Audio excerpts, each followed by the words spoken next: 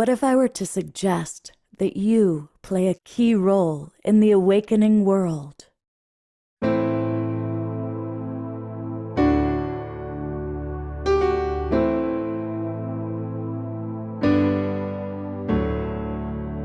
that you are watching this because you have heard the call.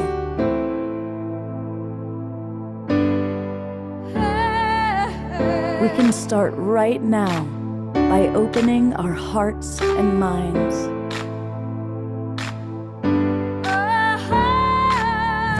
Welcome to the awakening world.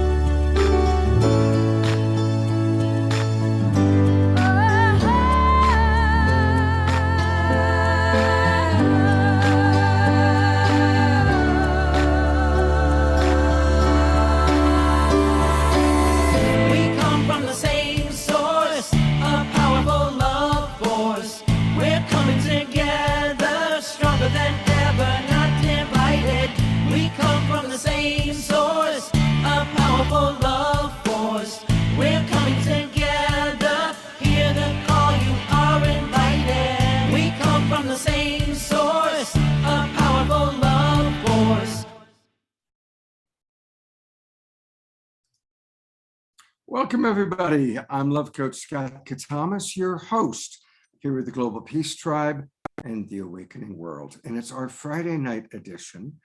And it's one of my favorite weekends because I get to collaborate with Tanjila and SoulSearch and our special friend, Neal Gaur from Portal to Ascension, who's here tonight as MC Resonance.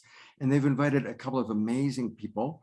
And we're going to really be exploring the theme of how to embrace all aspects of self. And I think that's something that almost all of us can relate to. And so we're going to be getting some practical tools and also just meeting some really extraordinary people. There's going to be live music, some rap, some spoken word. It's going to be a great evening. So join us. I want to welcome all of you that are already in our Zoom room. Please let us know where you are geographically, even though I might know most of you. It's really fun for our guests, presenters, to see where people are coming from.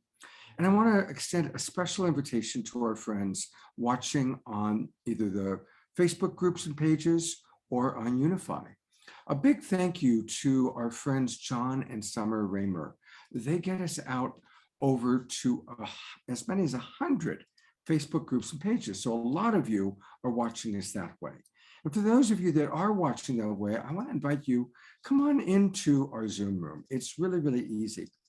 If you just go to globalpeacetribe.com, globalpeacetribe.com, and whatever page opens up for you, you'll see that there's a link where it says register for the new season.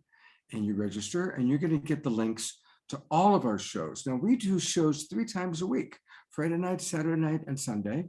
So there's what we're going to be doing tonight, embracing all aspects of self, all about manifesting at the highest levels. And then on Sunday, creating and honoring spiritual sovereignty. That's what we're doing this weekend. And every weekend, we've got 3 shows that are inspirational and informational that are going to really help you to be part of this ever-growing Global Peace Tribe community. So come on in, join us. Also, when you register, you'll get links to our YouTube channel where we have all of our previous shows that we've done.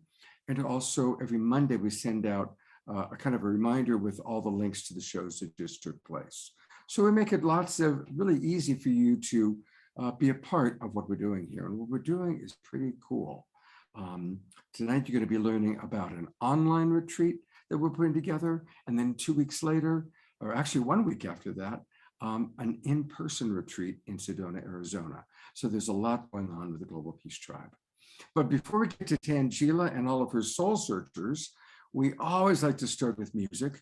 And we've got our wonderful house musical artist, the wonderful Omashar, to get us going. Take it away, brother.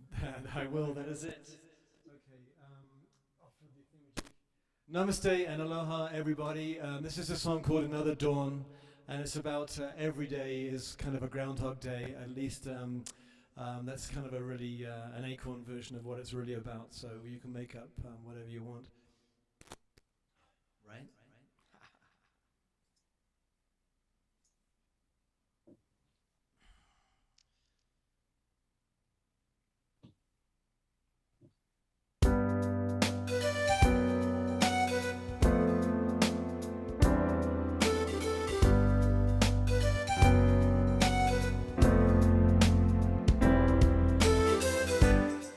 Another dawn, another day.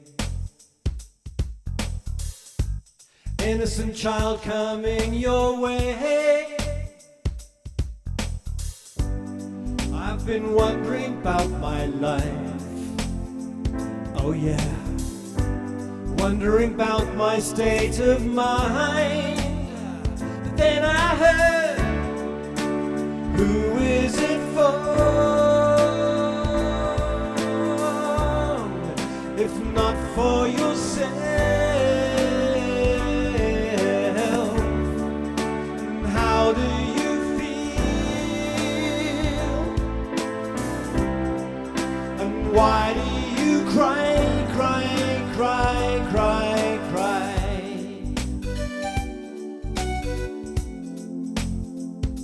Shooby-doo-wop. Whoa.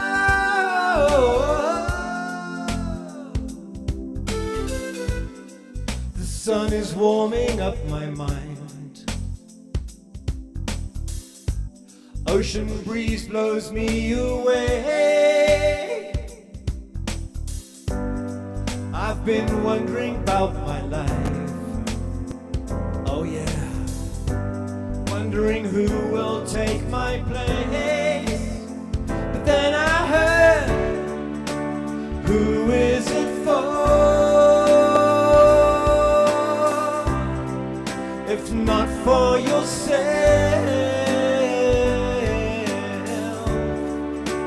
how do you feel? And why do you cry, cry, cry, cry, cry? Who is it for? If not for yourself,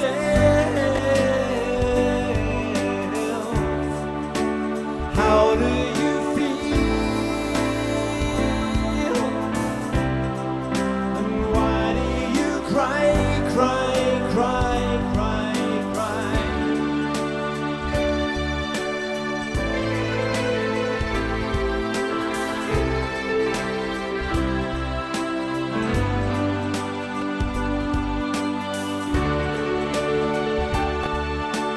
Who is it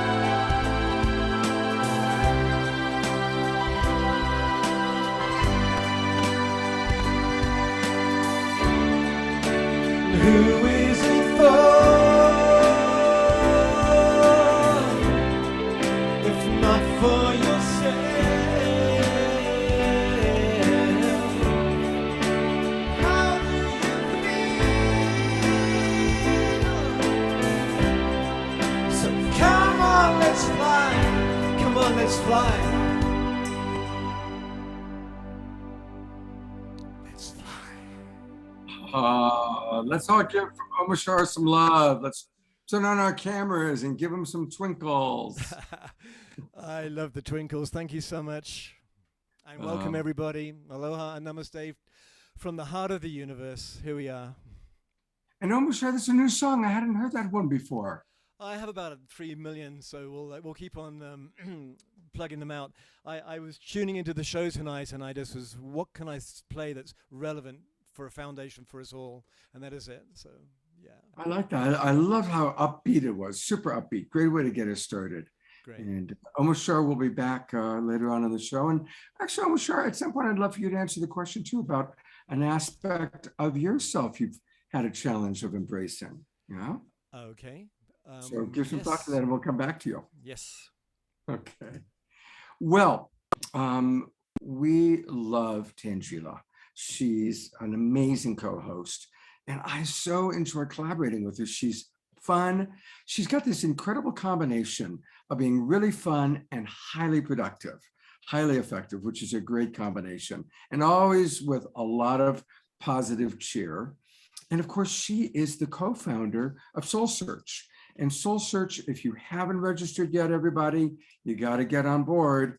SoulSearch is the way that we connect with each other throughout the week. It's great that we get to connect on the weekends through the awakening world, but SoulSearch is your 24-hour-a-day way of finding healers and groups and ways to connect. So everybody, please make sure that you join SoulSearch. And to tell you a little bit more about SoulSearch, here she is, the one who made it all happen, Tanjila. Hi, Scott. Thanks, Scott. And hello, everyone. So exciting to be here with all of you. I just love feeling everyone's energy joining us from Zoom and over Facebook. And it's just so beautiful always to feel this incredible global peace tribe coming together just to connect, open-hearted. So beautiful. So thank you, guys. And thank you, Scott. As you all know, so SoulSearch is a global online platform for spirituality and consciousness. And really, it's about bringing an opportunity for people to come online to start connecting with spiritual and energetic healers and practitioners, looking for events, taking courses, finding experiences, and just being able to dive more deeply into their own journey. And it came about because people were coming to me all the time and asking, where should I go? Who should I start talking to? What kind of healing should I get? And really, we're just incredibly blessed because we have so many different types of energetic healing modalities and guides and teachers out there who are able to lead us in breath work and coaching and activations and past life regression. And we have so many tools at our fingertips, and people don't even know and don't even realize and don't even know where to go to start connecting. And so that's what SoulSearch is all about, is just opening that doorway for us as individuals to start looking at different ways that we can start healing, working on ourselves, and then also finding community so we can be connecting and working together. And look at all these topics, just incredible. So for example, I'll just click on UFOs and making contact, and that's where you can write, and then you can find all the different ways to get more information on that. So it's really, really really important what you've created. And now we're collaborating on online retreats, which we're going to talk about a little bit later, and in-person retreats in Sedona. So there's a lot going on with SoulSearch. Exactly. And that's what I love. I mean, of course, we love building an online community, but that spiritual, that personal in-person connection is also so important. And so we also love supporting all of our healers and practitioners and all of the events that they're doing and creating events ourselves so that we can all be together in person. And we're going to be talking about a lot of those opportunities too tonight. So that's going to be awesome. The best part of SoulSearch are the people. Every single person I've met through SoulSearch is so cool, so wise, big heart, really reflections of who you are, Tanjila. And that's why I keep enjoying doing once a month pretty much these SoulSearch collaborations, because everybody you bring is fantastic. Thank you. And thanks for the opportunity, Scott, because we love bringing all of our healers and practitioners to you and out into the world and out into global peace tribe. So, more and more people can really start understanding all of the gifts that people have to offer and then connecting with their own gifts as well. Well, that gives us a perfect opportunity for you to introduce someone that we all love. I've noticed already people in the chat box are excited that Neal Gaur, also known as our resident MC, is with us. Tell us about Neal Gaur. Yes. So what can I say about Neal Gaur? A lot of you know him as the founder of Portal to Ascension, which is a wonderful online platform, a conscious event production company that he created in 2008. And it literally hosts thousands of presenters on a wide variety of consciousness topics: origins of humanity, existence of extraterrestrial life, exposing hidden truths. He travels around the world facilitating all types of events, filming documentaries, and his online platform has over 100 conferences and workshops per year. And he's worked with over 1,500 researchers, spiritualists, scientists, consciousness explorers, and more. Neal himself is a philosopher, historian, researcher, and spoken word artist. So we're really excited.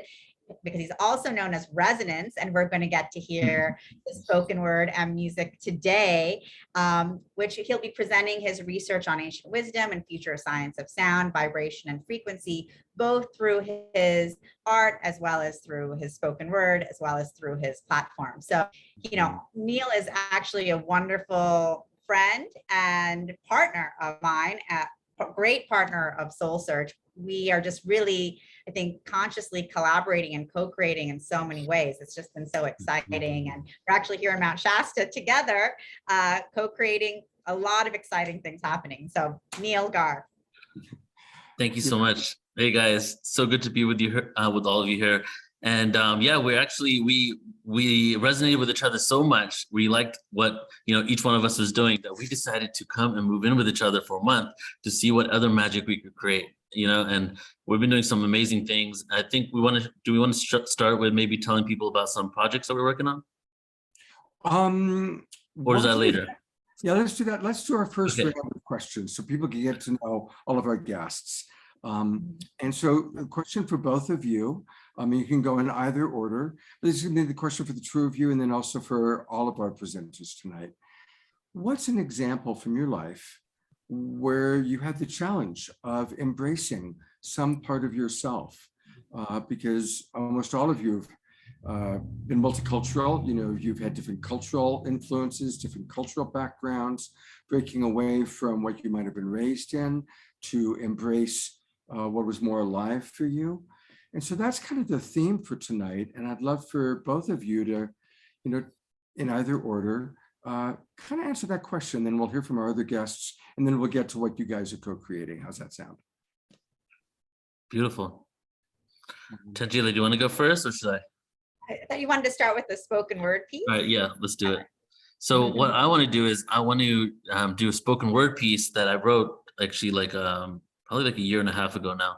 And it's so interesting because when I'm flying on a plane, that's when like I feel my best work happens. And it's because I look out of the plane and I'm just like, what am I doing up here? You know, like just flying over everybody. So this, and when those moments, like I just felt like so emotional. I was thinking about my life, all the challenges I'd been through, and how even though I'm still going through a lot of challenges and working on myself, there's things that really like don't sit well with me that I'm really trying to shift in my own life. And with that, this poem came out. So I'm going to share this poem, and then I'll go into a little bit, kind of just give you the details of what really happened to really get me to this point right now. So it's called Cocoon.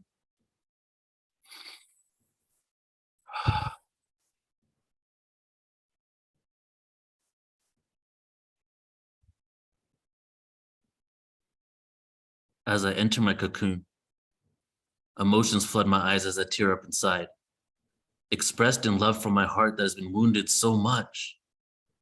Is that why we are here? Aware of the cycles of time, the intensity, the ability to reach a level of consciousness that has presented itself on this beautiful planet countless times. This planet is so beautiful. The story of how we became. Thousands of years where humanity and time coexisted instead of being authoritative and controlled by the ages that have come and will go and will continue to come again. Each eon presents an opportunity for liberation.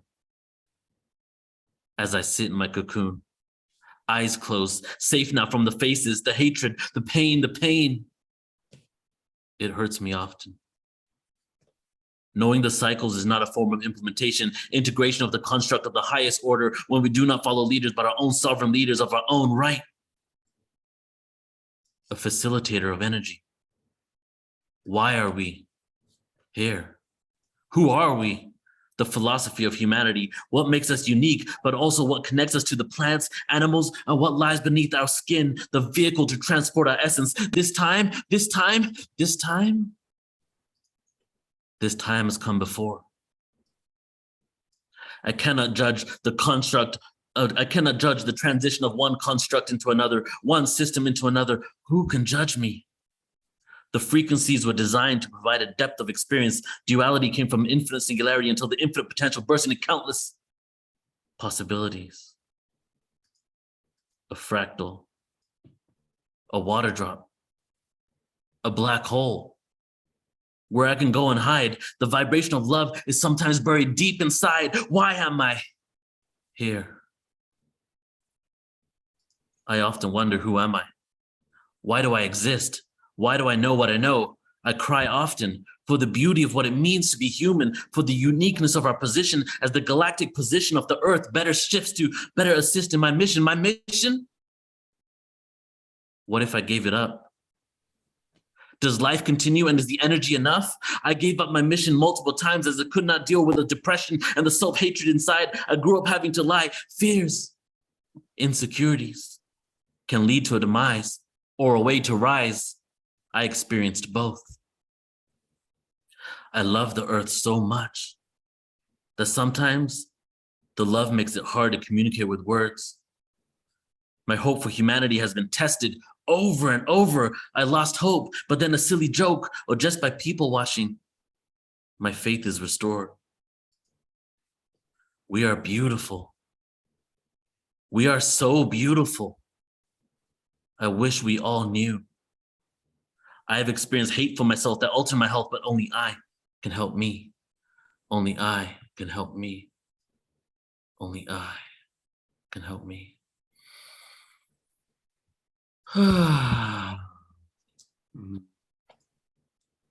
Once again, let's give this man some love. That was beautiful. Thank you.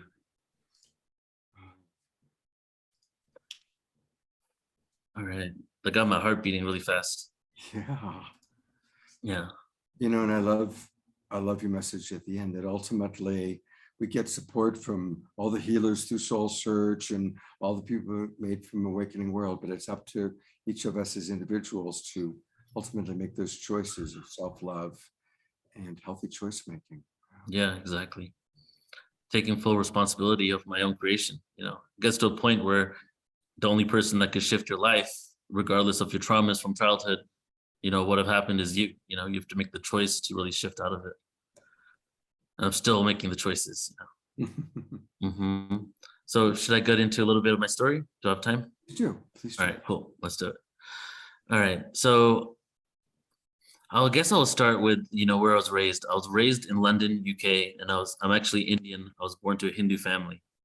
So when I was 12, we actually moved to California, to Irvine, because my dad got a job transfer.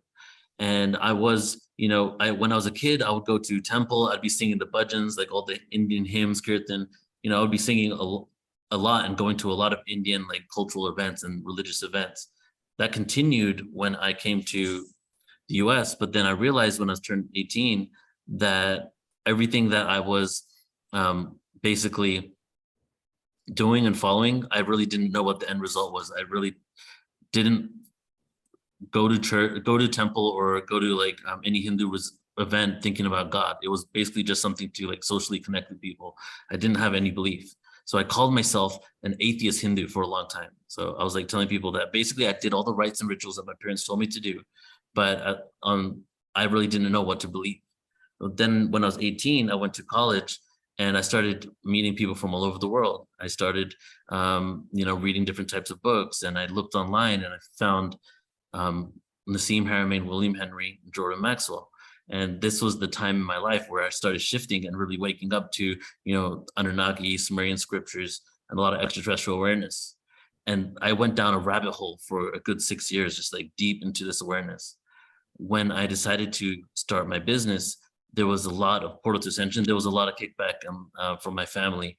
My parents, the amount of times that my parents had told me that I'm not going to be successful, and that from an early age, because I started portal to ascension at like 21.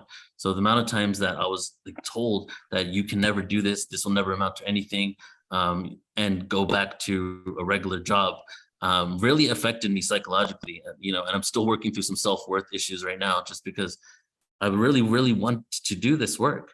I'd actually had quit my job. Like when I turned 18, I was in the corporate world, and I'd quit my job from 18 to 25, 4 different times.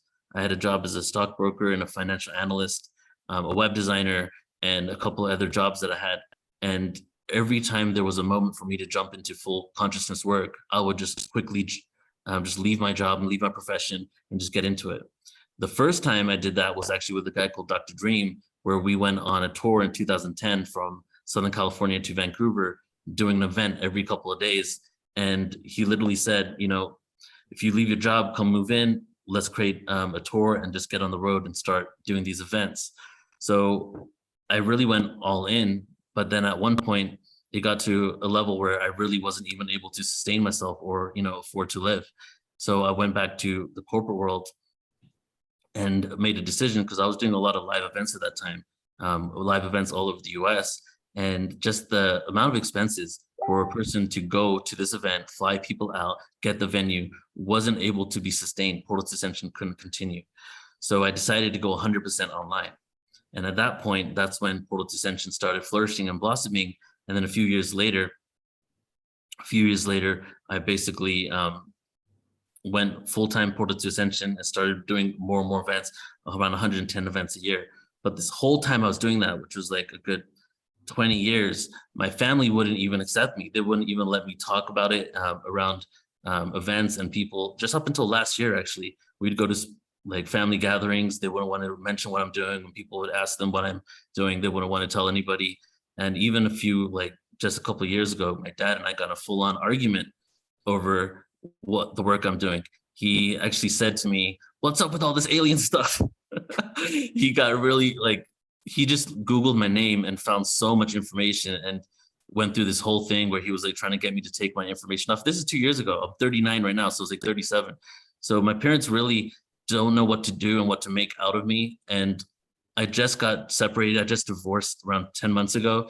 And for the first time in my life, my family has now been supportive of me and decided to fully accept what I'm doing after I got divorced. Like, they realized that there's such a, pivotal moment in my life, a huge shift that's going on, that they actually just stopped like pressuring me and telling me that I'm basically not doing what I should be doing, and finally gave me all the support. And so that's kind of, just a brief synopsis of just the journey I've been on. But it definitely was something within cultural, being an Indian, and most of the people that my family knows and my family associates with are like lawyers, doctors, accountants. So they really didn't know what to tell people. For a long time, they just told people Neal's a yoga teacher. And I wasn't even a certified yoga teacher. So now they're getting to a level where they're telling people, Neal does meditation events and consciousness stuff. So things are shifting. And that's a portion of my story right there. Quick question. How did you manage maintaining your direction in life and balancing that with love for your family while they were being so disapproving? It actually got to a really intense level. My relationship with my family was pretty rocky for a good 6-7 years, and for a good 2 to 3 years after I got married, because they weren't, I married a divorced Mexican with 3 children, and there was just all these red flags for my parents. And divorced one, this looked down upon in just Hindu culture in general, and then having 3 kids, and then them wanting me to have 3 kids. So, and then she was into all the soul was into all the consciousness work as well. So they didn't agree with what we're doing, and they didn't agree with who I was with. So we got in huge arguments. And so for 2 to 3 years, at one point, we didn't even talk to each other. And it was so toxic that I couldn't even have a conversation with my mom without her getting defensive of something, because I'm not doing what she expects out of me, right? And now then my sister got married about 2 years ago. Then the energy went to, oh my God, your sister's finally married. We got a new family. So they backed off a little. And now my sister's having a baby in 2 weeks, and my parents have completely done a 180, and they're just like, yo, where are you going next, Neal? You're exploring the world, great, So they're too busy with the life that is now, coming into this world. So they're really happy for that, and things are shifting. Mm-hmm. Thank you for sharing that story. And yeah. I had the good fortune of knowing Neal since we started doing Saturday Night Live with the Global Peace Tribe. We did several collaborations with Neal. He came on both doing spoken word, but also collaborating with Portal to Ascension. And I'm imagining that many of you already are familiar with Portal to Ascension. Not, it's an amazing place to get incredible information. It's portaltoascension.org. He's done so many incredible events. Absolutely go there and put in, there's Marina Seren, she's incredible. Put in your name and get on his email list so you know what's going on.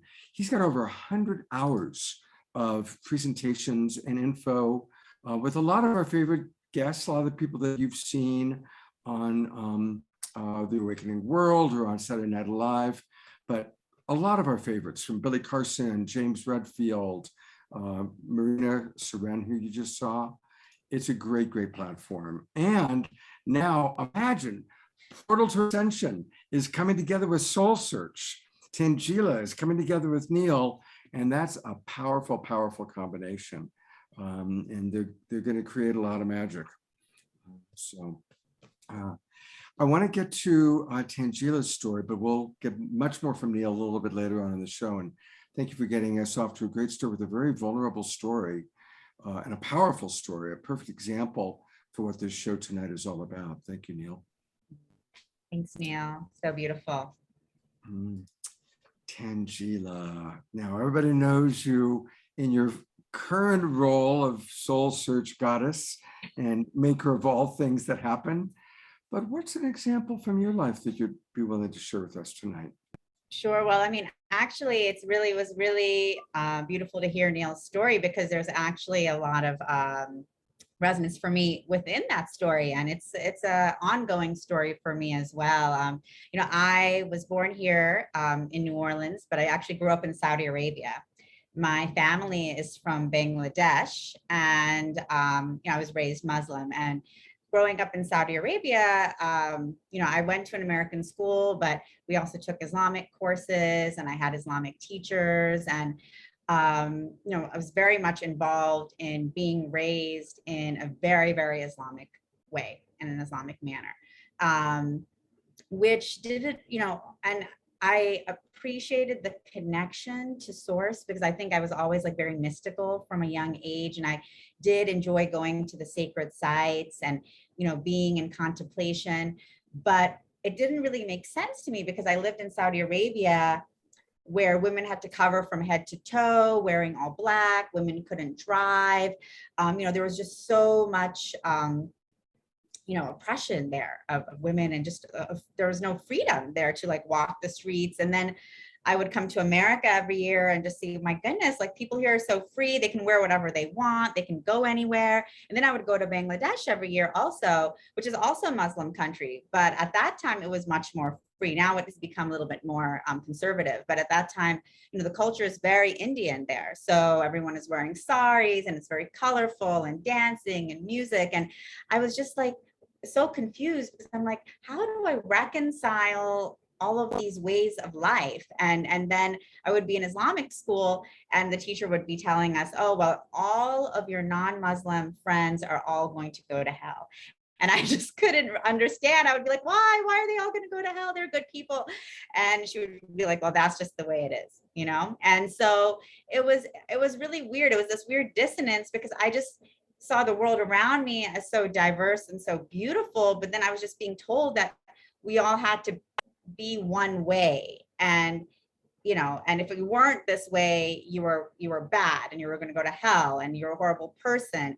And that, you know, really stayed with me. After the Gulf War broke out in Saudi Arabia, we had to leave and move back to America. And I moved back to New Orleans, which is, if you guys have ever been there, it's a very wild, probably the wildest city in America, very colorful, lots going on. And, you know, I come from pretty strict family. So, you know, I wasn't really allowed to go out. I wasn't allowed to do things. And it was really difficult for me just growing up like that. And it was a lot of pressure and a lot of stress. And I just couldn't wait to go away to college. But I was taught, like, yes, I was going to have an arranged marriage to a Muslim Bengali man, and that I would get married and have like a certain type of family, you know, a few kids right away, and then have a certain type of like very professional job. And you know, it was just this track that I was expected to take. And it was a huge amount of pressure. And that like, you know, I would say unraveling that pressure has been a lifetime journey, and it's still going on. because there's just so many layers. It's like peeling layers of an onion, like, so when I'm in my 20s, it's like, okay, starting to liberate myself so I can go out, I can party, I can wear what I want. I don't have to be all covered up all the time. I can date, those things were like life changing. And at the same time starting exploring all these different forms of spirituality. But then later on, really making choices to live my life in a different way as a consultant and traveling and working and living in places like Afghanistan and Indonesia and, not getting married, not having children, like all of these choices that I've made that are just completely, different from what I would be expected to do. And it still goes to this day. I mean, SoulSearch is definitely not something, I would say anyone in my family circle understands or even supports. For them, it's just something really different. We're looking, at this, we're a multidimensional world, we're multidimensional people. We work in all different realms, but, that's just not the view of a lot of people out there. And so just like Neal, for me too, it's definitely an ongoing process of having to reconcile that, am I going to choose to do what is my heart's calling and my soul's calling? Or am I going to buckle to the pressure of what family, society, culture, and religion is telling me I have to do and who I have to be? And it's been a journey because it hasn't been easy to make those choices. And there are times in my spiritual path and my spiritual journey where I take a stand spiritually, but I'm not able to make those shifts in my life. And the universe just, slaps me across the face and things fall apart. And I have to get up and keep moving, and many times I didn't make the choice to move forward in spirit. So it's a process that continues to this day, because when you're growing up with that much judgment, with that much fear, with that much anger, with that much shame, with that much guilt for who you are and who you want to be and who you feel to be, you numb yourself in a million different ways to make life work. So I'm very thankful for my spiritual journey, and I'm thankful for all of you in this beautiful process that we're all supporting one another in together. Tanjila, thank you. Thank you for sharing that. And I'm going to read a couple of comments that came in. Eleanor Joy wrote, "You both are such role models for all of us. I so appreciate your integrity and honesty and your vulnerability." And then Dale, coming in on Facebook, wrote, "Thank you both for inspiring me to continue with my dreams despite what my parents say." So beautiful, and speaking of parents, one thing that I just want to acknowledge is, although you've gone in such a different direction, you're still very close to your family. You found a way to stay close to your family, despite staying in your integrity and following your truth. Yes, I mean, I am really close to my family. I have a huge family. I'm very close to them. We're very close knit, and I'm very close to my parents. And I have to give kudos to them because they've also grown with me, like through all of the ups and downs and the roller coasters that we've been on together. And I think, for me, I just, keep doing what I'm doing, and I can't expect everyone to understand that, but I can hold love for where each person is at. And, and I think that mutual love and respect, like Neal, it's been rocky though. There's been a lot of fights and tears and, over the years, to get to this point of, being able to have these conversations and being able to continue moving forward. But it's just an ongoing journey for sure. Oh, well, thank you. And we've got more people to hear from. It's an abundance of riches. It's a SoulSearch show. Would you like to introduce India? Sure. So I'm really excited to introduce India. She is joining us from Sedona, which is wonderful here. So India Prima. India has been to hell and back with addiction, cancer, massive financial losses, and relationships that crashed and burned. She knows the grip of anger, isolation, and fear. That's the value of what she teaches. India helps people face life as it actually is and how to respond to life more gently, rising higher into a life of joy and harmony. India supports you living, fully living, transcending the dark night of the soul and gaining the self-awareness and power to use the power of the shadow to reach higher into the light. So she is a powerhouse, an amazing woman, healer, author. I'm super excited to have her here with us in the Global Peace Tribe. And I know she has a lot to share as well about her journey. Thank you, Tanjila. And thank you to both you and Neal. What the vulnerability is so beautiful. And I could really relate to where both of you are experiencing in your life, as a lot of us are. And, you know, for me, my biggest challenge was being in the dark night of the soul for 5 years and having a complete collapse of my entire existence. And at the age of 47, I didn't even know who I was without all my labels. And it was everything crashed, everything. And I didn't even know how to respond to the world anymore. I hit a very dark place for a long time. I went through anxiety and depression. I had a nervous breakdown with 21 years of sobriety. And, you know, that journey led me into the work that I do today. You know, I'm a 4-house Scorpio on top of experiencing the challenges of, you know, I'm at the end of the baby boomers, being a woman in business, being in corporate America for 25 years, being in recovery for 21 years at the time, and being gay, going through cancer. I mean, there was just a lot coming at me. And I must say I was very ungraceful for most of it. And, you know, through my journey, I was able to, you know, find myself and work through and starting to break down the conditions, the conditioning, the programming, the beliefs that were from my childhood, the ones that I picked up in, you know, my sobriety. And then I had to start unwinding myself. And the beauty of it, and I love to call it shadow play, because the beauty of understanding the darker aspects of who we are, which makes us whole, is, you know, that's power. That's power when we embrace that versus pushing it away. It's like disowning parts of us. And, you know, that has been the most beautiful, ungraceful experience I've ever had.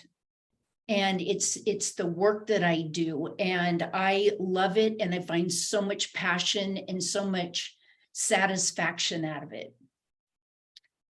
So thank you. Wow. You know, there's so many things that you've shared that are really important. One is that it's a long journey. And, you know, they call it the dark night of the soul, but for you it's the dark 5 years. 5 years. That's like what, 1,700 nights of the soul. Yeah. And I've gotten to know India, and she's awesome. She rocks. And what a journey you've been through. You know, and you have overcome addiction, and you have been able to embrace your sexuality, and you have been able to make it through the journey, but it took time. And so just message to anybody, I'm 66, she's younger than I am, but no matter what age we are, we're still in the challenge. We're still in the form of the journey. You know, Yogananda said, even saints, if they're still in a human body, they still have lessons to learn. Yes. Yep. Yeah.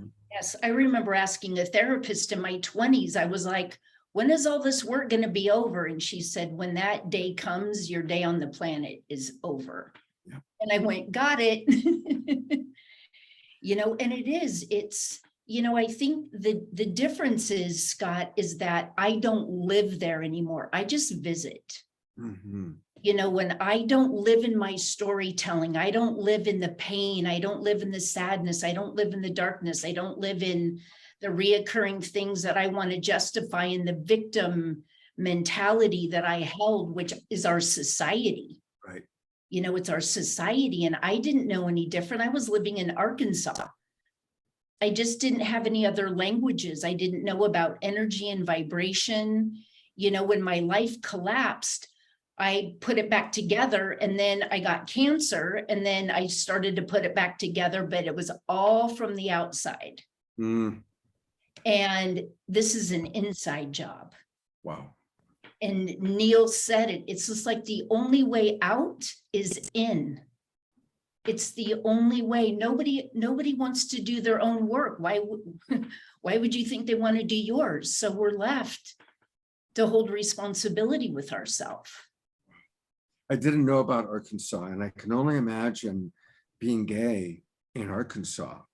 I mean, wow. Yes, and I was actually very well accepted there. I spent 4.5 years there, and I didn't say anything, and people knew, and nobody cared. Oh, I'm glad to hear that. Yeah, So I no. apologize to the state of Arkansas for the prejudice that I just Yeah. displayed. But it was a lot of, I've been in business. I mean, I had a lot of responsible jobs, and living in Charlotte, North Carolina, and being a woman in business, it was very, it was challenging. And because of where I was at the time, all I could see was just to be in everyone's inventory, Mhm. just being in what they're doing wrong. And, it's been a very, very long process for me, realizing that it's self-awareness, not awareness of others. It's self-awareness, and that's what the shadow work is for me. It's One last able to question. get in and unwind very quickly these days. One last question, then we'll go to your website and learn about how you're helping others now. But I want to go back to when you were talking about how you learned how to not drop in and play in the victim's story. So did you learn to kind of pull back and look at it from the observer? Or what would be the tool or the practice for when hard things are happening, not falling into victim consciousness? It is a long process, but it's about unwinding ourselves. So it is really putting ourselves in the observer role, going 20, 30,000 feet and looking at the situation from the perspective of, because I thought everything was happening to me. I didn't understand it was happening for me. And, the universe got a lot of middle fingers, a lot of middle fingers, because I was so angry. And the more that I started looking at myself and unwinding myself and looking at my own behavior, I started to see, and I had a lot of support, but I also did a lot of work. And eventually things started to shift. I mean, I used to sit in coaching sessions and I was like, God damn, motherfucker. I was just enraged. I was enraged. And because I just, I had this mentality of everything, what you were doing to me. And one day, and it was a lot of surrendering. A lot of surrendering. I mean, to my knees, crying, sobbing, surrendering. And that was where I found my freedom, was in the surrender, because my emotions was the driver of how I responded to everything. And that was because I didn't know my shadow. And now that I'm friends with it, I can identify it, and it doesn't rule me anymore. Wow. Well, thank you. I'm going to bring your soul sis star. I love how Tarek put that, soul sis, S-I-S space star, S-T-A-R. That's very cool. So we're going to add Tanjila here. And of course, India is one of the premium members of SoulSearch. So you can find her on SoulSearch, but we're going to actually go to your website here. And I love the greeting. Hello, beautiful soul friend, beloved. It's no coincidence you've landed here. Time to shift, pivot, reset, cultivate, surrender. And so I want to encourage everybody to, of course, sign up so that you can find out all about what she's doing, and tell us about the form of coaching. The form of coaching that I do is that when I work with men and women separately in groups, And, you know, I feel like gender-wise, we have very different issues. And I really believe in creating a safe container for both genders. And I don't even want to get into, we all know what that is. And, you know, so I create a space with that, and the work is the same. And so I go into the shadow work, and I go into a 4-part, at the level 1, I go into a 4-part of how to come into self-awareness. What does that look like? And I start using everyone's examples within the container of the group. And I love working in groups, because when one person receives the medicine, the entire group receives the medicine. And I do 10-day retreats. I do 3-day workshops here in Sedona. I do half-day events, and I do an online course. And so what I really do is look at the shadow, and I teach people how to start understanding what the trigger is and how to find the medicine within the trigger. Because when we receive the medicine, then we receive the gift, and that is the wisdom. That is the wisdom. That's why when we have the wisdom, we dip in a situation and we come back out of it. We don't live in that place anymore. And that is the freedom. That's the freedom. I love the term, the treasure in the trigger. The treasure is in the trigger. And that's certainly something you teach. And looking at your website, and by the way, everybody, it's indiazoe.com. So India, like the country, ZOE.com. And you have a book. Tell us about Unearthed, which you can also, people can learn about and get by going to your website. Yes, and the title, I actually have my book with an editor right now, an amazing writer that is taking all of the teachings that I have experienced. I'm a 4-house Scorpio. So I go deep or I don't go at all. And, you know, it's why, for me, where I feel very confident and where I can lead people, because of the depth of where I've gone. And so the book, we're looking at changing the title of it to Burning Down the House. Yes, and because that's really what it is. That's what the phoenix is. It's the burning down the house, the ash, and then how do we rise? How do we rise into more light? The depth of where we're willing to go into our shadow, if we're willing to go this deep, the ascension is only that high. So, you know, the seeds that we sow, you sow a field of mediocre seeds, you're going to harvest a mediocre field. And so, yeah, so the book is so exciting. It took me the last 2.5 years to edit it. It was a lot of work, and just being in the energy of almost a 500-page book. Yeah, it was a lot. And there was a lot of things that didn't even make it in it, but it was, I couldn't even wrap my head around the amount of things that were like transpiring. And I can say now that seeing everything from that veil of illusion, right? Because every surrendering process moves you into a higher frequency. When that happens, the veil of illusion starts to thin. And I don't look at things in the same manner in which I did at all.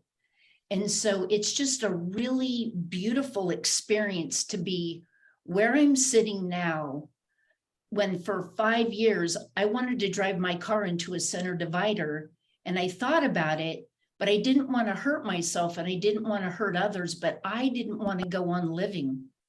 I mean, I was in a really dark place, and to go from there to where I am now, I'm like not even the same person.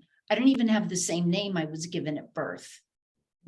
That's how much transpired for me. And it all was happening for me, unbeknownst to me. Yeah, you're such a beautiful example of, again, the show. And I know that anybody who chooses to work with you will be very, very blessed, because you've lived it. You have lived, I mean, so many things you've had to deal with. And to go to transcend those, learn how to work with it, not play victim, Dorina, who's one of our regulars, she's all the way in Ecuador, writes, India, thank you for sharing so authentically. Your website is so beautiful. Your logo is exquisite, and your welcoming message is heart-opening. So welcoming, so loving. Thank you. Thank you. Thank And you. Eleanor Joy just wrote, I really resonate with what you were sharing, India. Thank you. Thank you. And we'll hear a little bit more from India. A reminder that we're going to take questions from you, the audience. I'll try and scan what's happening on Facebook. And definitely come on into our Zoom room. It's easiest if you put questions there. And there's more. Tanjila, you have another friend to introduce. I do. I have a wonderful friend, Tarek Bliss Bibi. He is a rising star with a massive following who has already changed the lives of thousands of people worldwide. He's been labeled an empath, indigo, starseed, earth angel, and light worker. He works with business women and men on the spiritual path to help them thrive doing what they love. Through his revolutionary infinity healing modality, he's able to help his clients achieve and manifest their heart's desires with infinite ease and grace, even if they've struggled to achieve results before.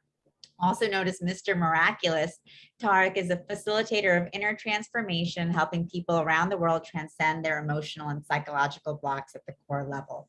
In an instant, Tarek is able to help people release years of pain and problems to live life miraculously. Tarek is wonderful, warm, sincere, and his heart-centered presence helps heal all who are inspired by his own journey from abuse to living an inspired life. And he's also an incredible musician, artist, rapper.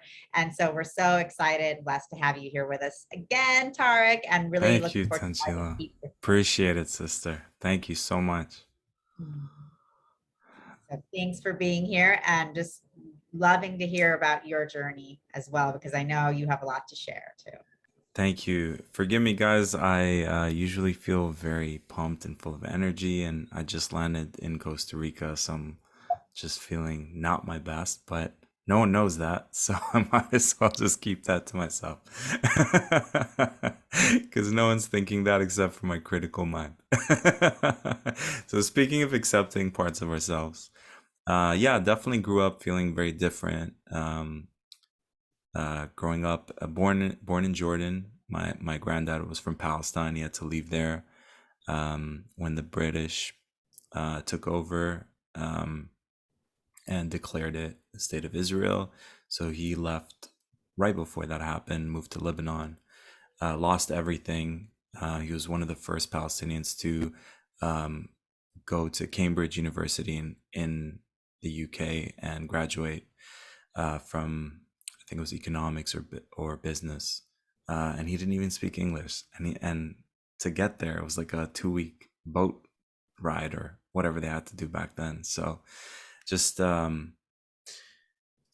yeah, a lot of appreciation for that heritage, that lineage, and it goes back. So like stories in the Bible and like, you know, giants. Neal, you guys probably talk about this, like all the just so much war and, you know, hired, I believe, beings from other realms, and, you know, just a lot has happened there, and I felt like I was born into that lineage, and it just, I feel like it keeps getting passed down generation to generation. My mom's Syrian Lebanese origin, and I joke about it, but I'm like, I feel like a alien Arabian, so it's like an Arab like blood, but feeling like an alien on the inside. So I was just talking to my friend earlier, talking about like a Dromedon and Pleiades, and you know, I don't really try to spend a lot of time trying to figure out where I'm from. Like I feel at the core of it, root of it, we're from the source. We're all from the same source, right? But definitely felt like people would approach me as a kid like I'm this like alien being, and just very empathic. So, you know, Scorpios feel stuff very deeply. I've got a lot of Pisces in my chart, and also very empathic, and just got bullied a lot, put down a lot. I was told I was stupid, I'm an idiot, I'm a failure. I'd always get low grades in school and didn't have real friends, and people just like look at me and start beating me up for no reason. And I never I just was very confused. I'm like, why are people like this? I'm very confused. And then it just kept like, coming at me. My dad wanted the best for me. He wanted me to be strong and tough, and he was a Scorpio. And it was just very intense. And he just, whatever he had bottled up and unresolved, I would just feel it as if it was directed at me. So I actually grew up thinking my dad hated my guts. And I'd pray to God, and I'm like, why am I here? Like, why don't they love me? Why can't I be accepted? So I just shut down and would check out, and was very shy and quiet. And then 8th grade came along, hip hop music and rock metal music, and I just rebelled, like everything that reached the boiling point, and then it just went out. And I started getting into a lot of fights and drugs and alcohol and cops, and it was just a lot. And then we immigrated to Canada when I was 17. And long story short, I was going on a downward spiral. I was abusing alcohol, drugs, cigarettes, like so many, excess, everything excess. I think I was trying to punish myself, really. And I didn't fit in. I was made fun of a lot. When your voice cracks as a man, when you're turning into a man. Mine kind of sounded like Mickey Mouse for like 2 years. So imagine having all your peers just like making fun of that voice. Like every time they saw me, they would just like all gang up and just like make fun of my voice. And so yeah, just feeling like lesser than, like just less than anyone else. And to come back home, and then my dad would just like lash out all his unresolved stuff. So I really wanted to check out, but I just wanted to run away. But I just trusted there was a reason for everything, and I definitely felt the guidance. So like no matter what happened, I felt like my spirit would get crushed, and I would just run to the washroom and just lock the door. And in that moment when I'm seeing my reflection, all that I was going through at a certain moment, it just felt, I don't know, visually it's like the visual of an angel just hugging me in that moment. And it's like in that moment there's no need to cry anymore. There was no need to do anything. I was like, I'm loved. I am love, and I'm supported, and I am loved. Definitely felt a strong connection to source, to God. Grew up Muslim, so praying to God. And it was weird because Tanjila, I would do like the salat, I would do the prayers, and at the end of the prayers I'm like, okay, that's what I was told I need to do. Now I can just chat with God like regular chat. So like I was like, later on I was like, why can't I just skip the way we're told we're supposed to pray and just talk to God directly? So yeah, and took all the beautiful things from the Islamic culture, giving to poor people, fasting. It definitely has really beautiful intentions, but it felt a little dogmatic. And but I still feel there's a reason for choosing all of that. Anyways, through forgiveness, I reached out to my dad, forgave him for being so hard on me, and he told me that he loved me and shifted my whole reality. And ever since then, I created the infinite healing modality, and now it's taught many healers all over the world, different languages, even in Hindi and Urdu and German and French and Arabic. And we've got infinity healers.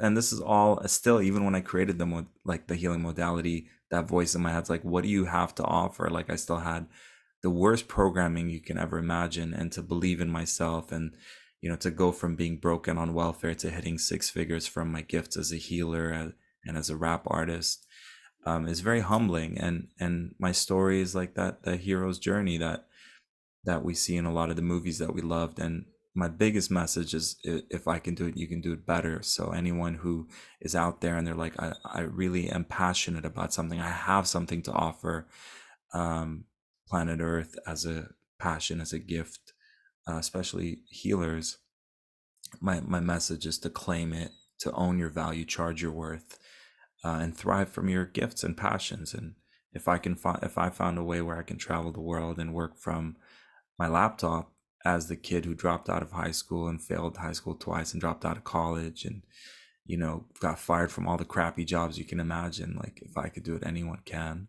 So that's what I'm here to do, is just remind everyone that what you have is valuable, and we have to accept.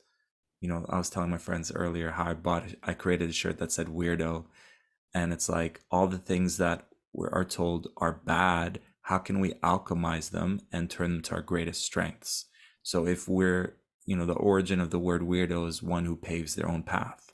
So it's like, if everyone's just following the herd, and it's like there's a person there going their own way, it's like a compliment. And I remember kids, whenever they look at me, they're looking at me like this, and they're like, "You're weird." And I'm just like, "Thank you so much. Thanks for the acknowledgement. I feel seen. Thank you." So it's just like tweaking what is considered off and using it to your advantage. And yeah, we're the rebels, we're the free thinkers, and yeah, we're here wherever we came from. We're here to be ourselves fully. And to me, the word beautiful, Scott, another wordsmith thing, is like, be you full, be you fully, right? So to me, the most beautiful thing is someone being themselves fully. And if you're quirky, nerdy, dorky, like whatever it is, and you fully love that about yourself and you're claiming it. And the worst thing is trying to be someone you're not and then still getting made fun of it. And I call it a lion in black sheep's clothing. And it's a concept of, inside you're a lion or a lioness, and you're trying to fit in with the herd, the sheep. And so you put yourself in, you shrink yourself into this tight sheep clothing, but it's still like a black sheep. So people are still like, "Ah, black sheep, you're different." So it's a lose-lose. One, you're losing because you're not being yourself, and two, you're still being made fun of. So might as well say, screw that. I'm going to be the lion, and I'll go play with other lions, or, you know, sheep, you know, I don't know, sheep that don't judge you for being different. So that's what I'm going to say for now. Well, we're not going to let you go that quickly. Mark Denisovsky writes, "When the going gets weird, the weird turn pro." Yeah. Be yourself, nice, be weird. We were talking about earlier that vulnerability is the new sexy. You know, it really is. And Eleanor Joy pointed out, so look who has the voice now. And along those lines, would you be willing to bless us with some of your wordsmithing? Thank you, brother. Would love to. Yeah, I don't know if it should. Yeah, I can share a video. I can just do something live. Maybe I'll start with the live. So imagine John Lennon, you know, my heroes, or people I got inspired by, are the Bob Marleys, John Lennon's, Tupac, older Tupac, and just even some of Michael Jackson's songs like Earth Song and We Are the World, like those type of songs really resonated with me as a kid. So I rap remix John Lennon's Imagine. So, and as I wrote the words, I was imagining, like we create our reality. So writing it, thinking it, saying it, hearing it, visualizing it is going to create that new reality. So as we are in the process of birthing the new earth, this song felt really relevant. So here we go. Imagine every soldier dropped all their guns. Imagine every citizen started to rise up. Imagine every doctor refused to push drugs. Imagine all the gangsters refused to be thugs. Imagine every child was raised and shown love. Imagine all the prophets came back from up above. Imagine guys didn't feel the need to act tough. Imagine that life didn't have to be so rough. Connecting all the dots, unifying all the parts. Imagine no religion, we just followed our own hearts. Imagine we were told the truth right from the start. Imagine love-based music at the top of the charts. Imagine politicians worked for the people. A nation, a leader, no longer sheeple. Imagine no more lies, cause everyone was see-through. Imagine you were at war, but decide to be peaceful. Imagine at night we would travel all the worlds. Imagine communicating without using words. Imagine solar gazing grass beneath our own feet. Imagine no starvation cause we don't need to eat. Imagine no more jobs, we only did what we loved. Imagine No race, no class, no first and no last. Imagine money became a thing of the past. And if we try to pay with it, people would just laugh. Imagine we turn this place into what they call heaven. Imagine fear was something that we laughed at, and being weird was not something that we laughed at. Imagine every obstacle we moved past that. Newspapers were inspiring and heartfelt, and what we watched on TV would make our heart melt. Imagine no more labels were perfect imperfections, and everyone's a savior, no one God up in heaven, heaven, heaven. Imagine all the people living life in peace. And so it is.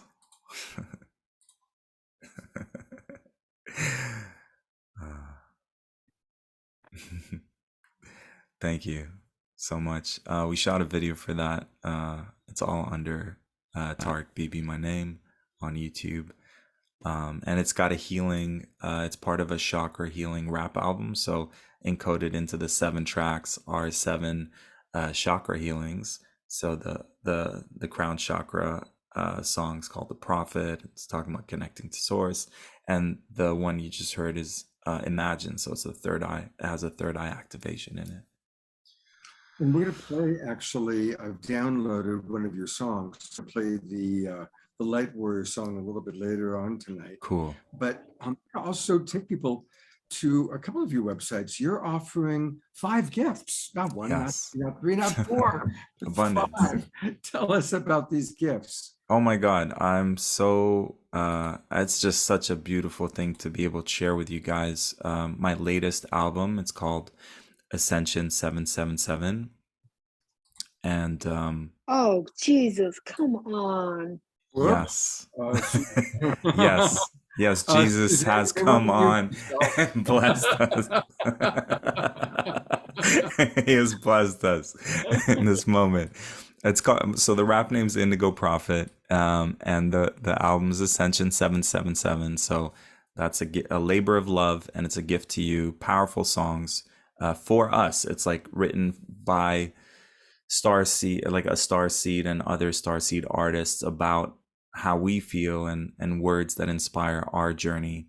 And then we've got the healing for empaths. That's everything I can think of that I struggled as an empath, put into this free healing. So not taking on other people's stuff, having strong, healthy boundaries, knowing how to say no. So much went into it. Manifestation process had over 200,000 views on YouTube, with tons of comments of people saying, I manifested my dream job, a soulmate, more money. So we decided to gift you guys that process.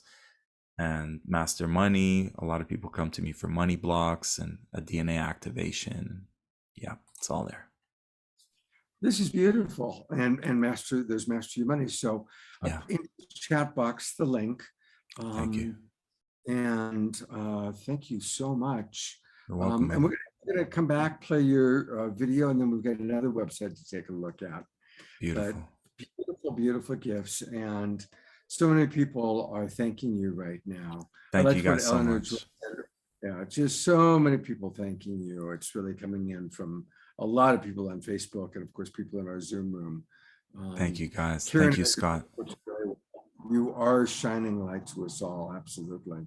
Thank you. And if you guys want to join us, we've got on September 1st a Conscious Music Summit. So it's my first time gathering all my favorite artists and MCs, and hopefully Neal will be able to bless the mic, and just, so imagine back to back, artist after artist, doing 15-minute slots for like, I don't know, 4 hours, I think, on September 1st, and we'll send you an email at that same website if you sign up. Let me go to that website. I was going to go to it a little bit later on in the show. Oh, okay.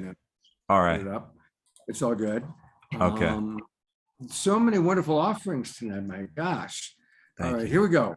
Tarek Conscious Music Summit. Now, this is online, yeah? Yes, it's an online event. It's a free online event. And it's coming right up September 1st, 5 days from now. Yeah. And 14 hours and 27 minutes. All right, so really important, everybody. I'm going to put this link in, and you're going to want to definitely register so you can go to this. What a beautiful gift that you put together. Thank you so much. My pleasure, brother. While I put that in the chat box, I'd love to hear from any of our other guests how you've been inspired by Tarek or by each other tonight. Tanjila? I'm sorry, I'm on. Oh, hi. So sorry. What did you? I was getting distracted by the chats. Okay. Just really wanting to hear. Now I've got all of you on the screen right now. What have you learned from each other? How's what you've heard tonight inspired you? Oh, well, I'm just so inspired by Tarek, Neal, and India here. I mean, first of all, I think you guys are each so vulnerable and honest and forthright with what you've gone through. And I just see like so many people in the chat just saying like, this is really supporting me. This is helping me in my life. Like, this is showing me that I can keep moving forward. So I just think like so often we feel ashamed. I have like, I felt so ashamed when I was going through hard times and struggles and just feeling like complete failure. Like, oh my God, like everyone else can do it. What's wrong with me? Why can't I do it this way? And then, so I think when we come and just share open-heartedly, like, hey, all of us have gone through stuff and we continue to go through stuff. That's life. And it's just a matter of, having the tools and the support to be able to continue moving forward.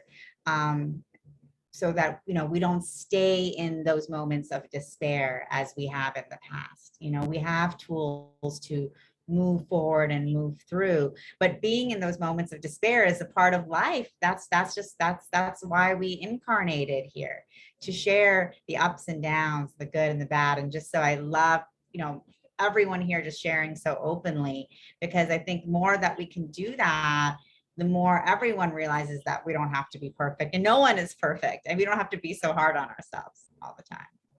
Yeah. Absolutely. I love the term, and of course people have heard me say it a lot, how perfectly human, how perfectly human. And we are all perfectly human. Well, there's several other events I want to let people know about. And I'm going to kind of go in order a little bit of dates. So, of course, September 1st, everybody make sure you go to Tarek's music festival. And then a month later, October 1st, there's going to be a SoulSearch Psychic and Healing Fair. Now, what's really cool is we'll be getting to come together in person. And this is going to be an opportunity for anybody who's in Northern California to come meet Tanjila, myself, and some of Tanjila's wonderful soul searchers, and Jasmine Bear the dog. We're all going to be together, and tell us a little bit more about the psychic fair that's going to be happening.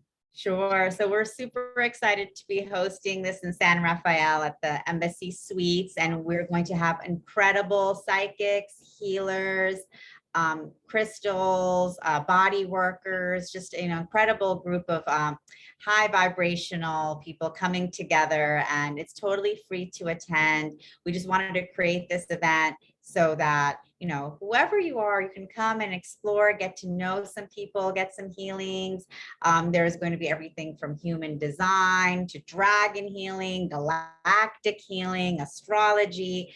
And it's a wonderful time for all of us to be able to connect in person as well. And Scott will be there, as well as other people from the Global Peace Tribe and SoulSearch. So it's going to be an all-day event, 10 a.m. to 6 p.m. And we just, definitely stop by. And if you're a healer, practitioner of any type, definitely, you can contact us, and, there's booths and speaking slots available. So we're really excited to be doing these in-person events just to bring the community together and share. Yeah, it's going to be great. And there's going to be wonderful music. We're lining up some of our favorite musicians will be there. And I'm going to bring Neal back on because in a moment, you guys are going to talk about what's going to happen 2 weeks from now. But to lead into that, we've got a little video to show everybody. And I'm really excited about this. So let me pull up the video. And then we're going to hear all about this incredible online event that you and Neal have put together. What are your gifts? What do you desire for yourself? What do you envision for the entire planet? Immerse yourself into the Ascension of the Soul online 2-day conference. Explore your soul's purpose and experience deep connection to all that you are. A collaboration of luminaries here to support you in understanding and remembering your true potential. Brought to you by SoulSearch and Portal to Ascension. Now is the time to awaken to our soul's gifts and abilities. Join us October 15th and 16th, 2022.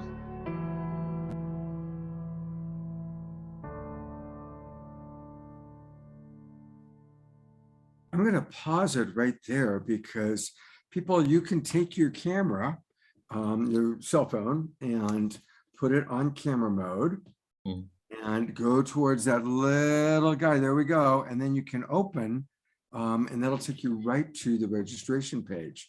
Only $88 for 2 days, only $88. And in a moment, we'll take a look at who the presenters are, but it's a lot of your favorite people that you've seen here on the Awakening World, including Deborah Giusti and myself. And just about everybody on there is somebody that I know. These are amazing presenters. Really, really excited about what you've put together. And tell us a little bit about kind of like what the format's going to be for that weekend. Sure. Yeah, So go ahead, Tanjila, you start off. okay, well, so we're really excited about this. This is India is going to be part of this conference. Neal, of course, Scott, you are going to be Raquel, Spring, who's been on the show. A lot of our favorite SoulSearch luminaries, our platinum members. So we're really excited to be bringing everyone together for this 2-day conference where we're going to be diving deep. So each one of our practitioners has an incredible practice and viewpoint about ascension. And what is ascension and what does that mean for us during this time?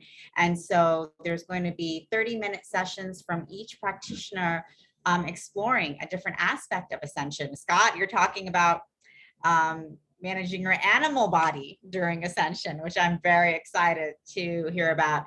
India will be delving into shadow play. Neal, I think you're going to be doing something around sound and vibration. So it'll be really incredible just to hear different topics about ascension, where we're going, what that means, what tools we have at our disposal. And it's going to be a really incredible high vibrational 2-day event. And it'll be available for replay as well once you purchase it. So we're really excited about it. And Neal. Definitely. Yeah, you pretty much said it all, but what I'll say is the journey of how we came to here.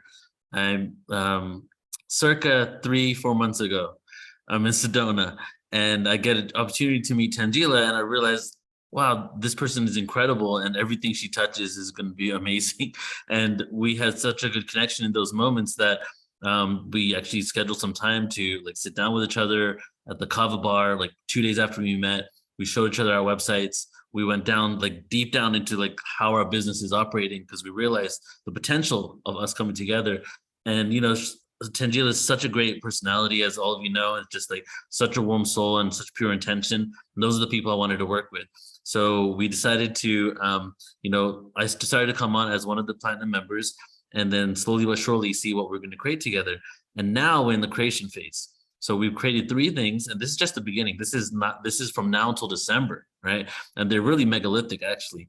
So we have the Ascension of the Soul Conference, like you just saw, which is the annual conference, you know, hoping to be an annual conference for SoulSearch, right? And then we also have the Sedona Music Festival, my first time doing a music festival, and definitely us coming together, first time creating this 1-day music festival in Sedona, October 23rd. And then we're even doing a SoulSearch retreat, which is going to be happening at the end of the year. So this is the beginning of all of this. And it's truly just like Tanjila said, it's really about doing the work. And as you're going to see, there's 25 people over 2 days, 30 minutes each. So it's just going to be back-to-back activation, download, inspiration, you know, and you get unlimited replay access. So you can like tune into that frequency at any moment. So I'm excited not just to be doing this event, but just to be working with SoulSearch in general. Because as I've been saying the last few episodes or shows I've been on, SoulSearch is positioning themselves to be the largest conscious event directory in the world with the robust platform that they have. And there's so much potential here. So I'm excited to be here in the beginning of what I feel is going to be something that, is going to be really a cornerstone in the shift that we're going on this planet. Beautiful. Mhm. And while you were talking, I was just showing all the amazing presenters you're going to have on that weekend.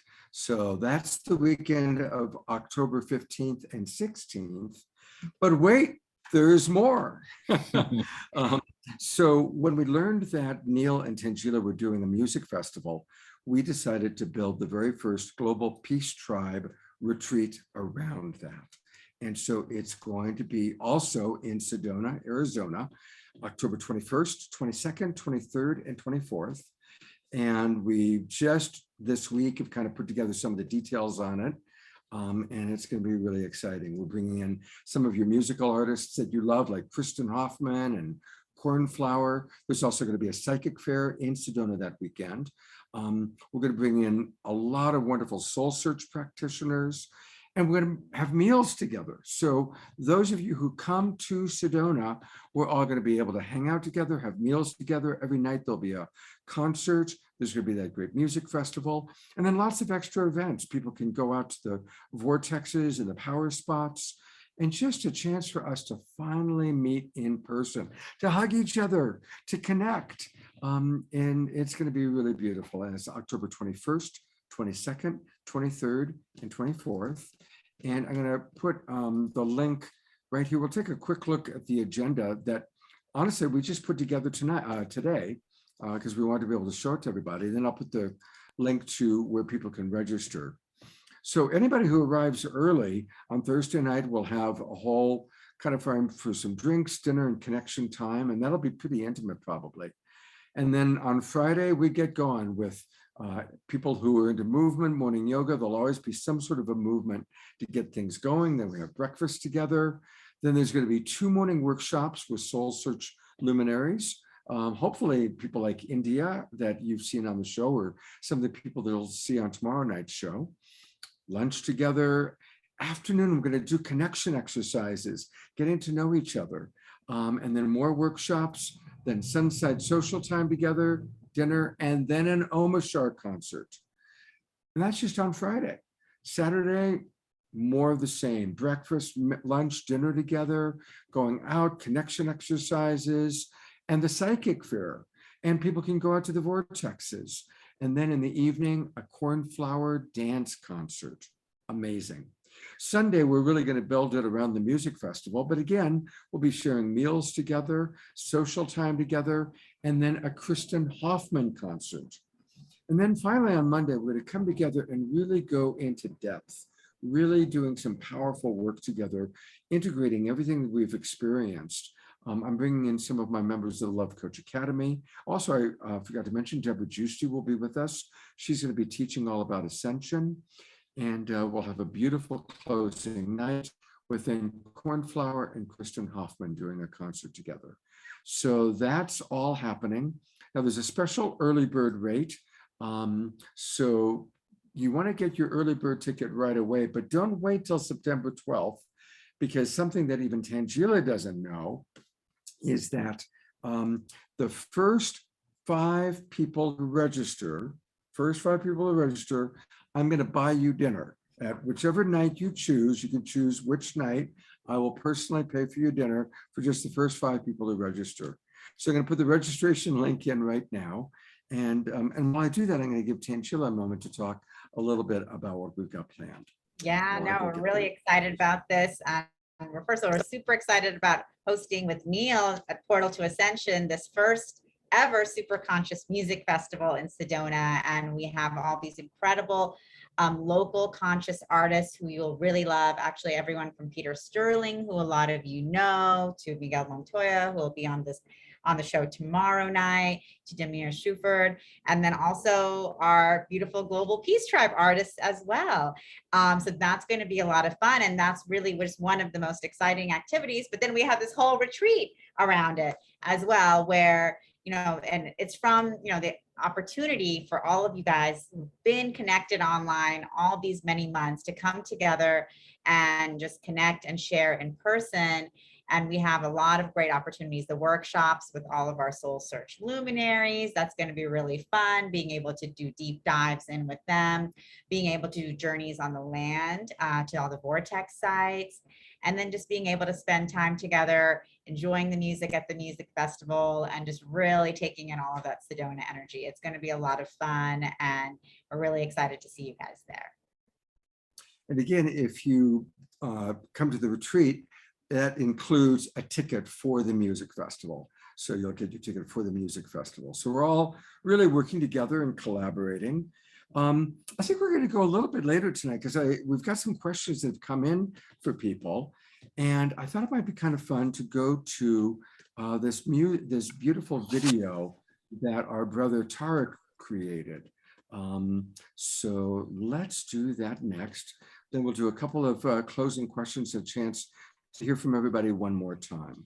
So I'm going to go to advanced, I'm going to go to video, and we are going to go to, and Tarek, tell us a little bit briefly about this Light Warrior anthem. Tell us what we're about to see.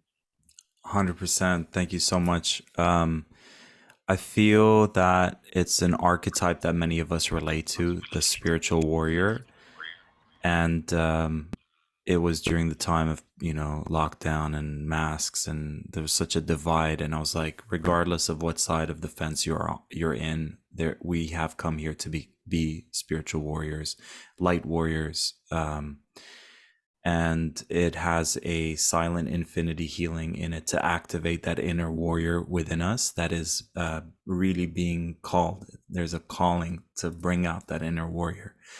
So we go into the archetypes, and it's beautifully shot. It's like spiritual Avengers at the end. And we try to capture the essence. I was in Nelson, so it's like a little hub in BC of spiritually minded beings. So it's not a lot of people at the protest, but it was just, you can feel the love, you can feel the connection, and yeah, a lot of and it's our anthem. So everyone has an anthem out there, and with art, with music, and I feel like, where's our anthem? Where's the song that we can that speaks to us? So I really wrote it with people like us in mind, and my intention is that it becomes our anthem. It cheers us on when we're feeling low and losing our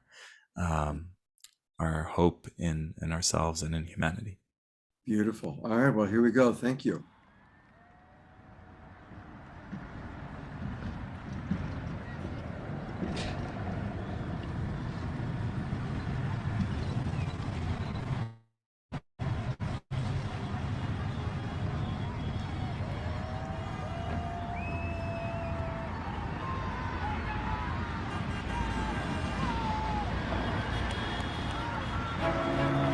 Awaken, my child.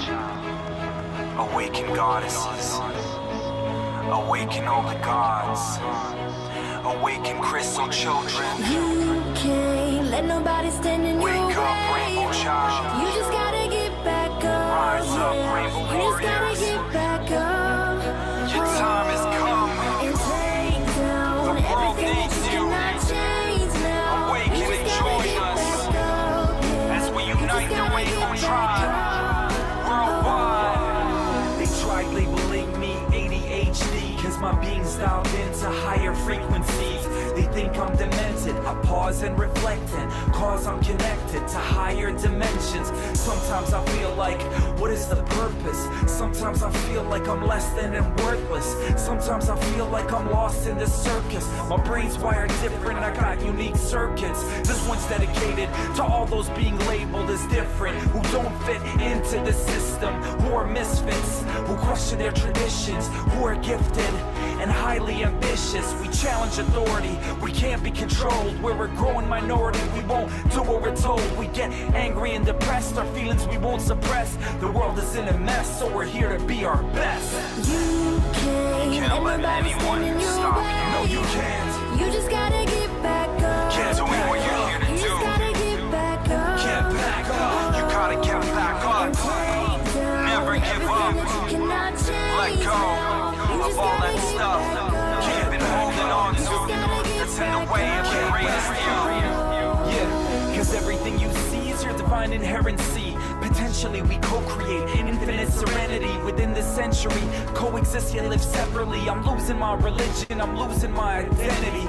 Activate our infinite DNA genetically, releasing core traumas in our cellular memory, changing our bodies and our molecular chemistry. Communicate from the heart using psychic telepathy. We're authentic, humble, and in our integrity. Signs of the times, and you were definitely meant to be. I vote for the people, don't care about the presidency. I live in the now, I just care about the presidency. I live through Atlantis, I've seen it get ruined.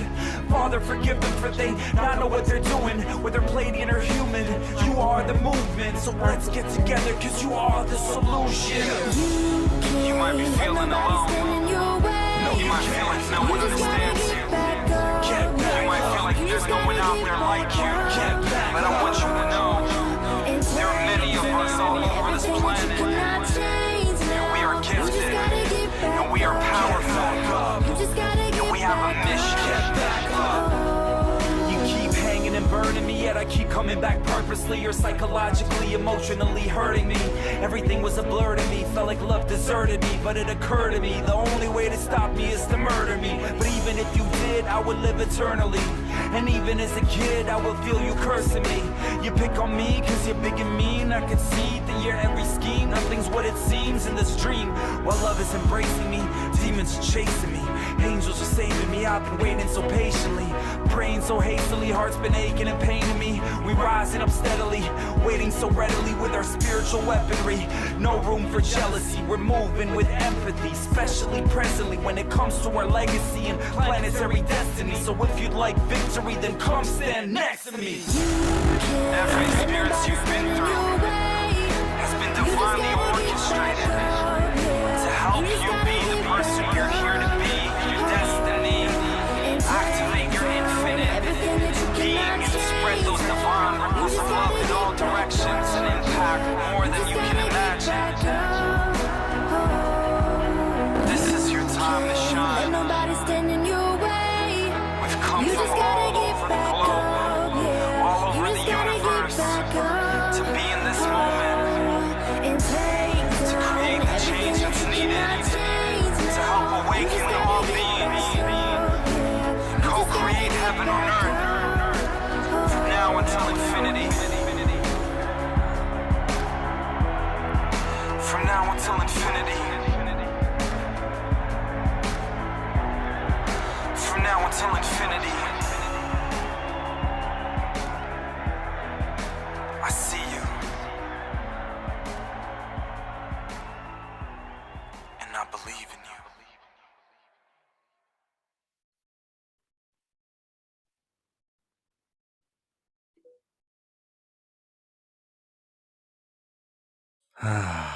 Wow. Gets me every time. Thank you guys so much. Yeah, if you ever need a boost of energy, feel free to check out that song. And I don't know if you guys got the chills when the wizard character just stomped his staff on the ground. It's like so powerful. Shout outs to my beautiful beloved who was in the video as goddess, the goddess with the white staff thing. Yeah, thank you. 5D Tupac. Thanks, man. Thanks, Jeff. Appreciate it. Tarek, where are you located geographically? I just got to Costa Rica. I was in Mexico, Tulum for 5 months. Got to meet Neal there for the first time in person. And before that, I was based in BC and Toronto, Australia. I was kind of bouncing around. Yeah, I know that you move around a lot, so that's why I was curious about that. Just got to Costa Rica today. I'll be here for 2 months. We'll be doing a live in-person retreat soon here in 2 months, and then maybe something in Tulum. Got to check out Neal's doing something great there too. Well, I'll put Neal on for a second.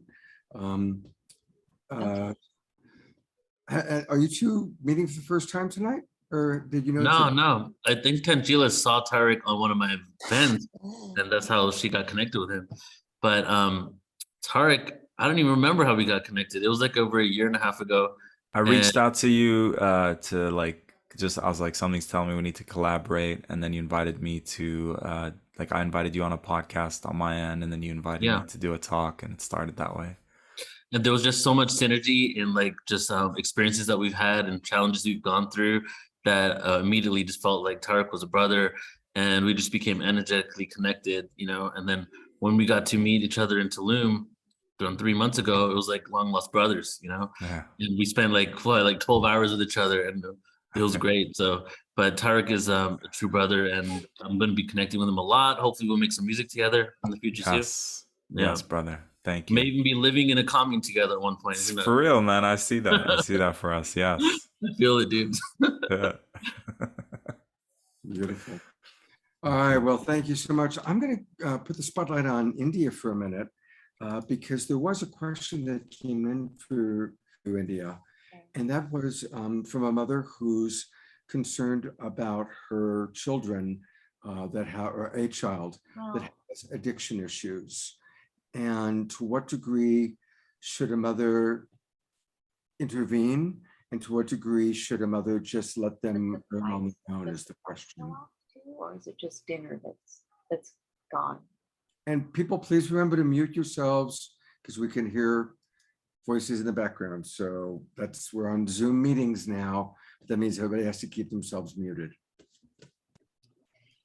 How old is the child? The indication was late teens. Okay. This is a very delicate topic because I also operate from the soul level. So, you know, I chose to incarnate, and working from the soul level for me allows everyone to be in their own process with their own soul.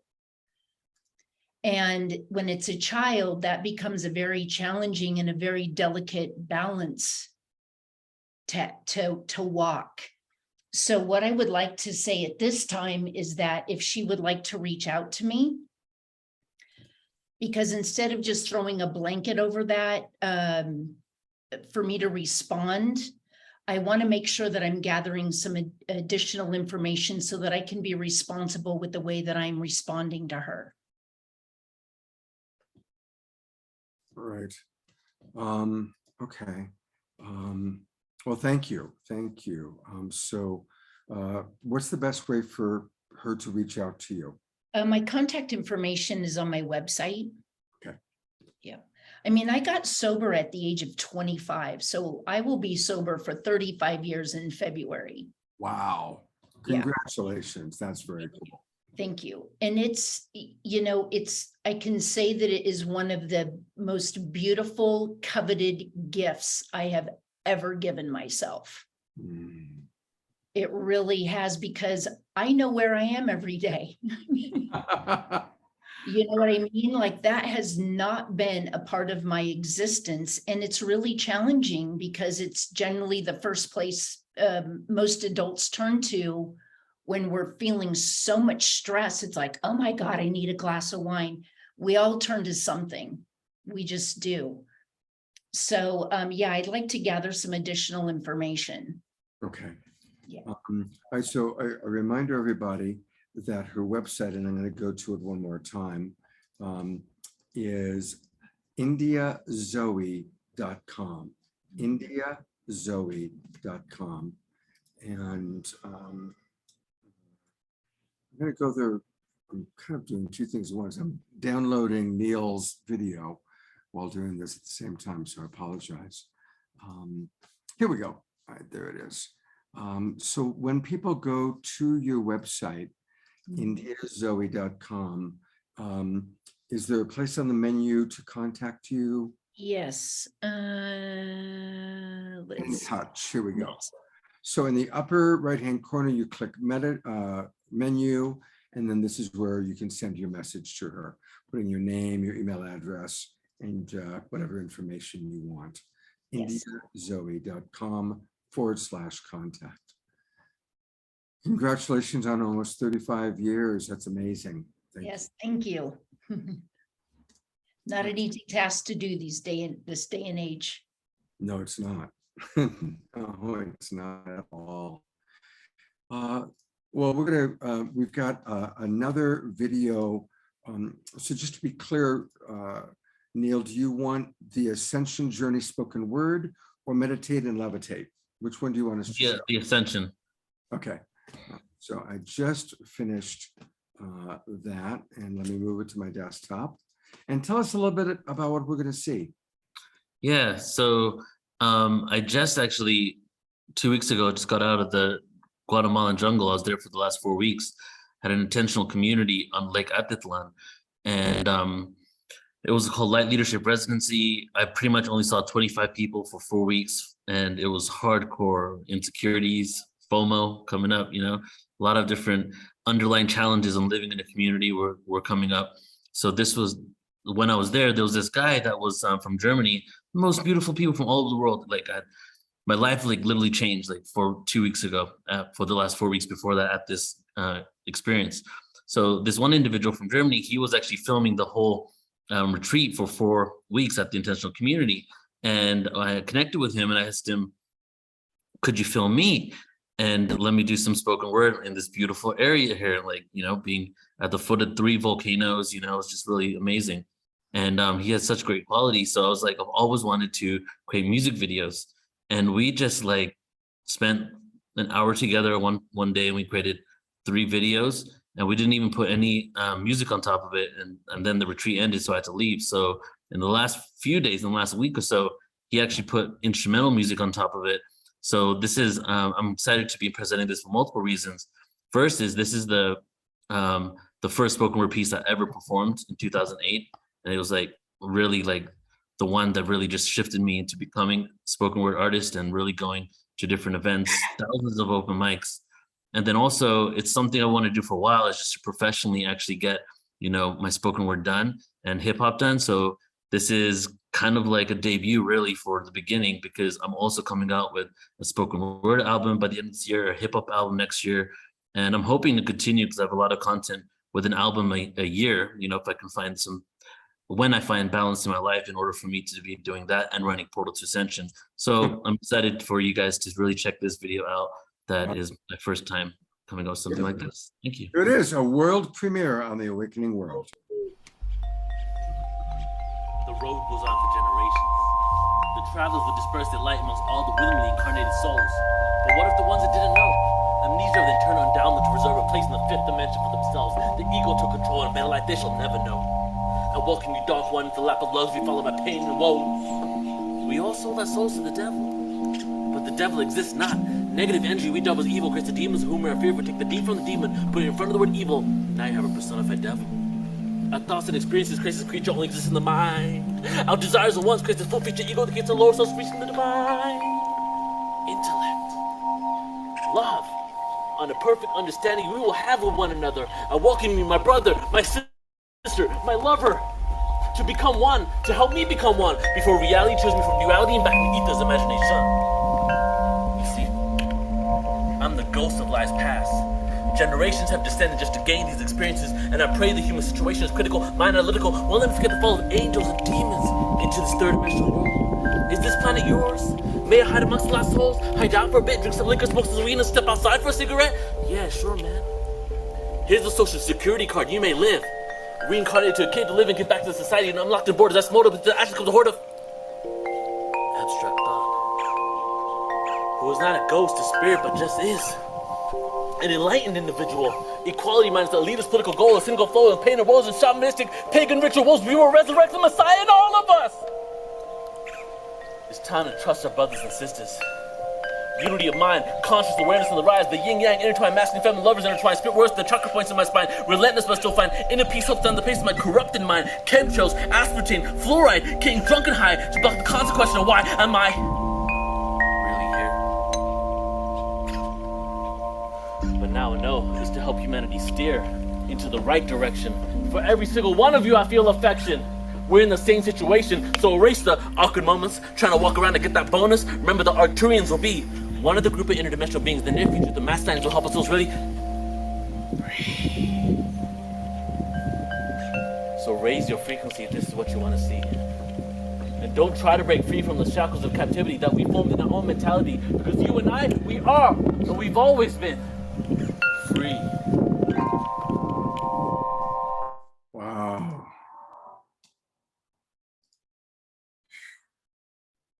Beautiful. Beautiful. Thank you.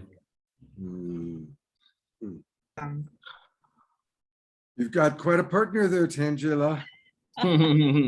Yes, definitely quite the powerhouse. Oh yeah, us coming together. Tanjila's quite the partner too. Oh, she's so easy to work with. She's just a joy.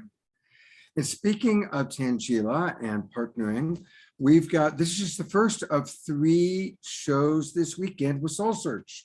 And really excited about tomorrow night's show about manifesting at the highest level. And so Tanjila, tell us about some of your friends that are going to be with us tomorrow. Sure. So we are excited to have some of our soul searchers on board tomorrow, including Shariah Dharma. She is a manifesting coach and actually works with conscious entrepreneurs worldwide, including with Neal and Deborah. So, you know, you'll get to meet her and hear all of her thoughts and wisdom around manifesting. Alana Leone, another ascension guide. Samuel, the angelic knight, who's an incredible channeling with us about manifesting. Brandon Strabala, who's one of our main organizers in Sedona of conscious dance events, but also an incredible practitioner and creator of Organite, and he'll be talking about the power of Organite and these creations. And so we have an incredible musical artist, Miguel Montoya and Kelly Keith, coming in and also giving us a modern spin on some medicine music. So that'll be fun. So we have a great crowd tomorrow. Fantastic. And Marcy Shimoff is going to lead us on a really beautiful meditative kind of a practice to really drop into manifestation. And then we have the Sacred Sunday show. And once again, the Sacred Sunday show, Tanjila has invited several of her amazing friends and soul searchers. You've seen Krista and Nicole on the show before, and they're fabulous. I love working with them. Tell us a little bit, Lori, Payton, and Aurora.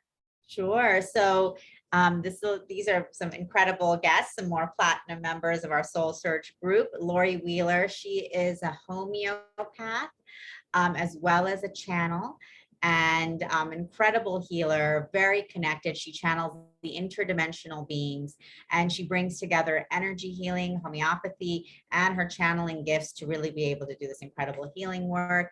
Payton, she is a PhD psychologist, and she does quantum level psychology. And so she brings incredible breadth and depth of psychological knowledge and practice, as well as quantum work. And then Aurora Luna Star, also beautiful channel, as well as a vibrational alchemist who does incredible sound healings, as well as all types of galactic activations, channeling the Lyrans, as well as other galactic. So really amazing, diverse healers coming to visit with us on Sunday as well. And of course, Krista and Nicole co-hosting that show on Sunday. Beautiful. And I see where Suzanne in our chat box wrote that she just had a session with Krista and loved her. And it's true. Eleanor Joy says, another enriching Global Peace Tribe weekend. And that's for sure. So big thank you to Tarek coming to us from Costa Rica, India. You're so beautiful. Neal, our wonderful MC, and of course, Tanjila. I'm so looking forward to being with you again tomorrow night. And everybody, register for the retreat. If you've got questions about the retreat, send me a message on Facebook Messenger or email me. And it's my email address is easy, SC, my initials, sc@lovecoachscott.com.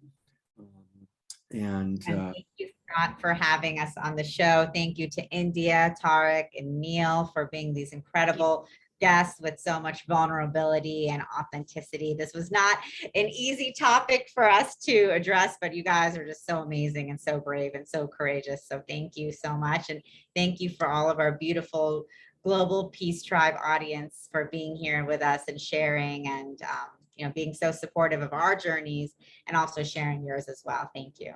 Oh, beautiful. Thank you, everybody. Much love. We'll see you tomorrow night. Take care, everyone. Thank you.